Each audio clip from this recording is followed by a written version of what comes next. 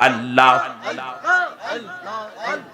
আদম হাওয়া তৈয়ার করে বেহেশতে রাখিলা